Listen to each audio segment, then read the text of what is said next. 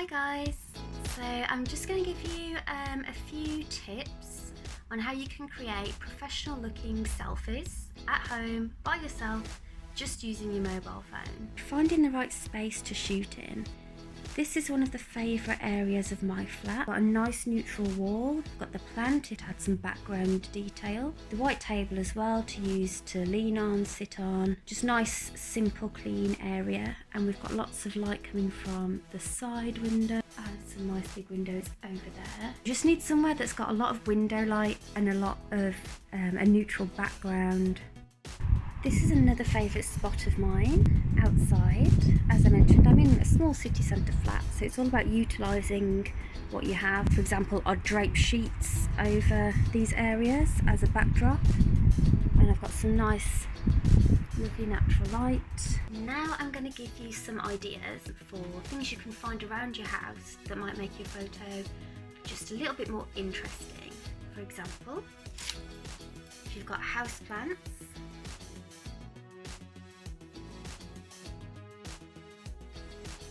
you could also use things you can find in your fridge, in the kitchen, things like this.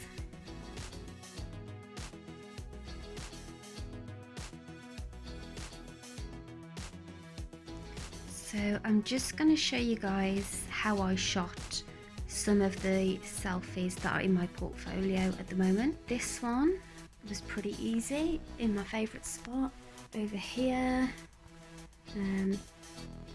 Getting the angles right, so I had it quite like low down for those ones. This one, I wanted that nice effect that you see from the window, so I pretty much squeezed myself in this gap here, and then the camera was balanced on here to get in the photo that nice reflection. Worked really well.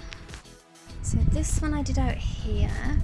I actually used my tripod for this, but you could create the same result just stacking some big books together so you've got the right height.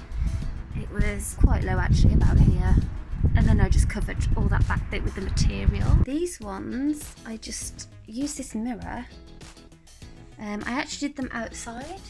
I leaned it up against there because the sunlight was really harsh and it really worked, catching the light and the reflection. Just be really careful if you're using mirrors, and actually see when you look at the photos, I'm actually holding the camera while I'm taking it in my other hand. When you're using mirrors, it's hard to get the right angles, as you can imagine, but it's all about having a test, having a play and seeing what works. So overall, my top tips are: find your space.